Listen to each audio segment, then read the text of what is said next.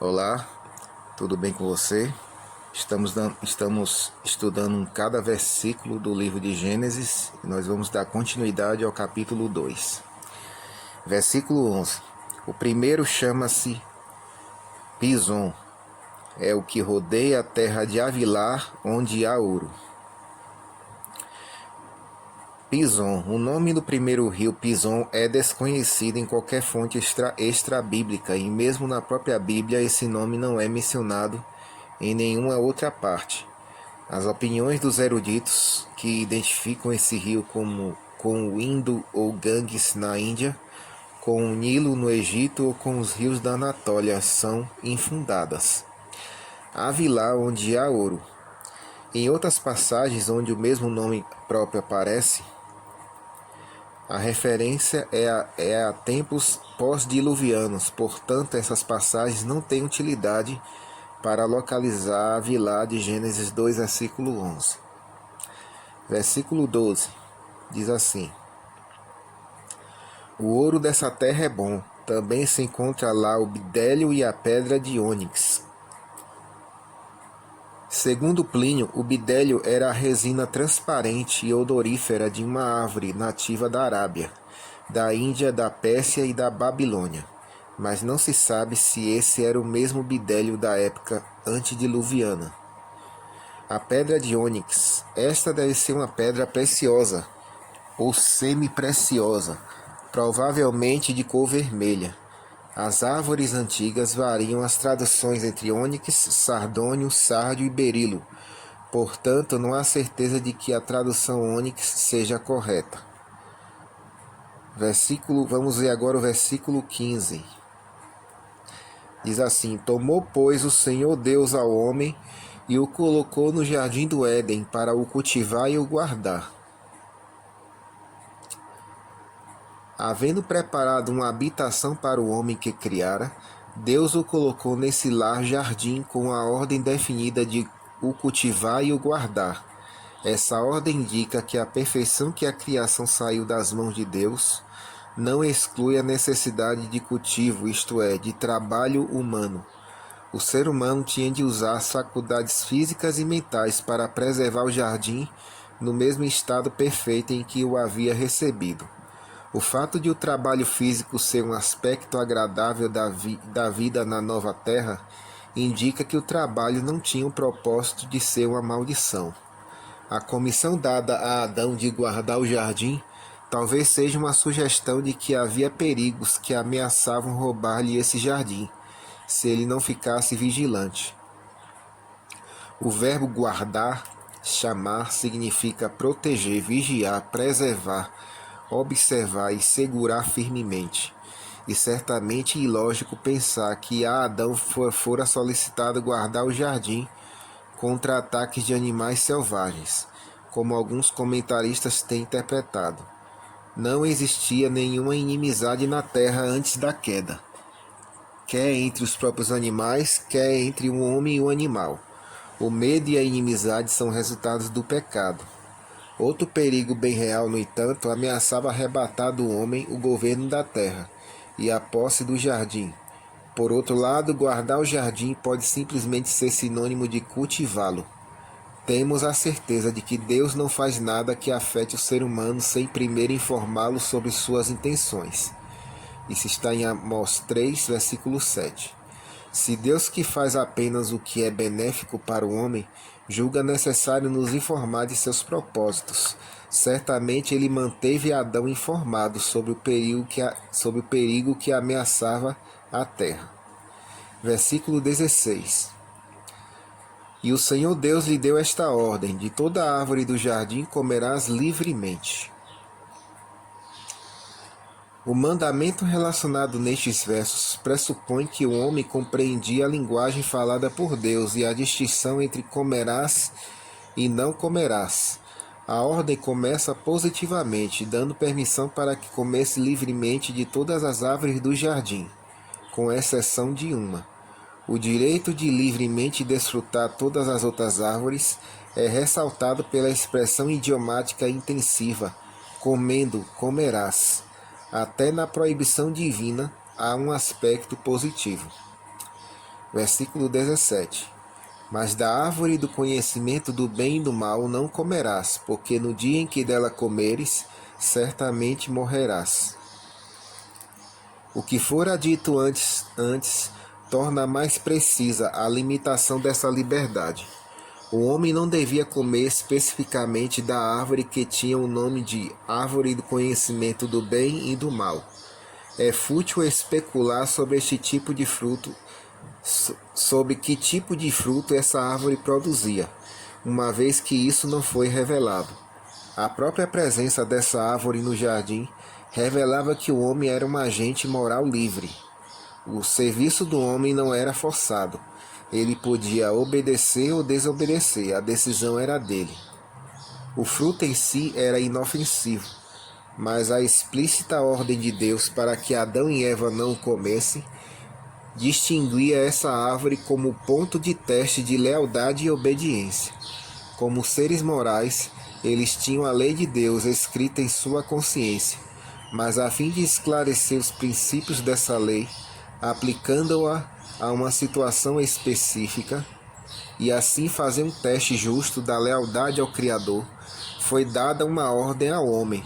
Deus era o verdadeiro proprietário de todas as coisas, até das que haviam sido confiados aos cuidados de Adão. Isso dava a Deus o direito de reservar qualquer parte da criação para si próprio. Não teria sido ilógico que ele reservasse para si uma grande porção da terra e que permitisse a Adão o uso de apenas uma pequena parte dela.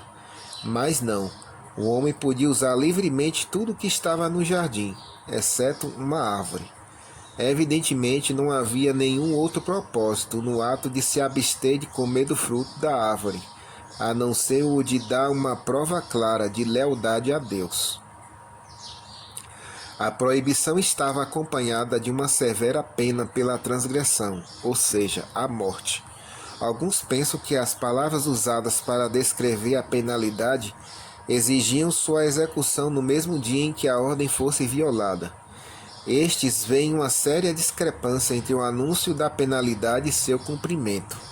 Contudo, o pronunciamento divino, no dia em que dela comerdes certamente morrerás, ou literalmente morrendo morrerás, significa que no dia da transgressão a sentença seria pronunciada. O homem passaria do status de imortalidade condicional para o de mortalidade incondicional. Assim como antes da queda de Adão podia ter certeza da imortalidade, que lhe era garantida pela árvore da vida, após essa catástrofe, sua mortalidade era igualmente certa.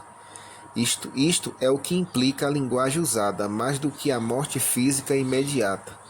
Deus exigiu que o homem fizesse uma escolha de princípios. Ele devia aceitar a vontade de Deus e sujeitar-se a ela com a confiança de que, em resultado disso, tudo lhe iria bem, ou devia, por sua própria escolha, cortar sua conexão com Deus e se tornar supostamente independente dele.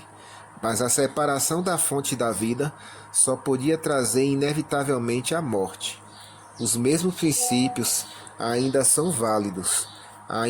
A punição e a morte são resultados certos da livre escolha por parte do homem de se colocar em rebelião contra Deus.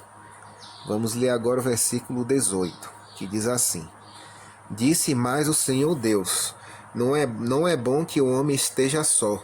Far-lhe-ei uma auxiliadora que lhe seja idônea. Isto é, apropriada às suas necessidades, para complementá-lo. Os animais haviam sido criados em enxames ou em grupos, mas o homem como indivíduo isolado. Contudo, não era propósito de Deus que ele ficasse sozinho por muito tempo. A solidão seria prejudicial ao bem-estar humano. Deus, portanto, fez-lhe uma companheira. Versículo 19. Havendo, pois, o Senhor Deus formado da terra todos os animais do campo e todas as aves do céu, trouxe-os ao homem para ver como este lhe chamaria. E o nome que o homem desse a todos os seres viventes, esse seria o nome deles. Isto é, A ideia expressa por alguns expositores bíblicos de que Deus fez várias tentativas infrutíferas de proporcionar uma companhia para o homem mediante a criação de vários animais, provém de uma compreensão equivocada do propósito desta parte da narrativa. Moisés está registrando não o momento, mas simplesmente o fato da criação dos animais. O verbo hebraico é corretamente traduzido como havendo formado, e se refere assim aos atos de criação anteriores, realizados no quinto e sexto dias. A primeira parte do verso, portanto, é dada como um prefácio do que vem imediatamente a seguir. Adão devia estudar esses animais e se envolver na importante tarefa de lhes dar nomes apropriados, exercício este que requeria compreensão dos mesmos e de seus hábitos. Isso o qualificaria, ou talvez demonstraria que ele estava qualificado para governá-los. Ao mesmo tempo, ele perceberia a vida familiar que desfrutavam, e assim sua própria falta de uma companhia. Reconhecendo também que Deus o havia criado infinitamente mais elevado que os animais, perceberia que não era possível escolher essa companhia dentre eles. Para que a formação da mulher preenchesse totalmente o propósito do Criador, Adão precisava sentir sua própria incompletude e sua necessidade de companhia. Em outras palavras, que não era bom que ele permanecesse só. Versículo 20. Deu nome o homem a todos os animais domésticos, às aves do céu e a todos os animais selváticos. Para o homem, todavia, não se achava uma auxiliadora que lhe fosse idônea. É evidente que o homem foi criado com a faculdade da fala. Essa habilidade Adão empregou para expressar as observações feitas em seu estudo dos animais. Dessa forma, ele teve seu primeiro contato com as ciências naturais e, ao dar um nome aos animais, começou a dominá-los. Talvez os animais domésticos sejam mencionados antes porque, em suas futuras relações, deviam ficar mais próximos do homem do que os selvagens. As aves que o homem admira e das quais algumas espécies lhe seriam muito úteis, recebem o segundo lugar na enumeração. É impossível descobrir quais eram esses nomes, pois não se sabe que idioma Adão e o mundo antediluviano falavam. O estudo que Adão fez da criação animal lhe proporcionou considerável conhecimento, mas não satisfez seu anseio pela companhia de outro ser que fosse igual a ele. Este fato indica a participação igual que a mulher devia desfrutar com o homem. Nenhuma companhia verdadeira pôde ser encontrada para Adão, entre as criaturas que lhe eram inferiores. Versículo 21 diz assim: Então o Senhor Deus fez cair pesado sono ao homem, e este adormeceu, tomou uma de suas costelas e fechou o lugar com carne. Deus, planejando criar a companheira de Adão, a partir de seu corpo, fez com que ele caísse em um sono profundo, que pode ser comparado à inconsciência sob um anestésico. E de fato foi uma cirurgia que Deus realizou em Adão, tirando uma de suas costelas e fechando o lugar com a carne. A palavra hebraica tsela, que em outras partes da Bíblia significa lado, folha de porta, ala e painel, tem aqui o sentido de costela. Essa tradução tradicional, que foi trazida para as Bíblias modernas através da Septuaginta e da Vulgata, teve sua exatidão confirmada em épocas recentes por registros cuneiformes. Na língua assíria, que estava intimamente relacionada ao hebraico, a palavra era costela. Essa é a nossa reflexão de hoje. E na nossa próxima reflexão estaremos estudando como é que Deus criou a mulher. Deus abençoe a todos vocês.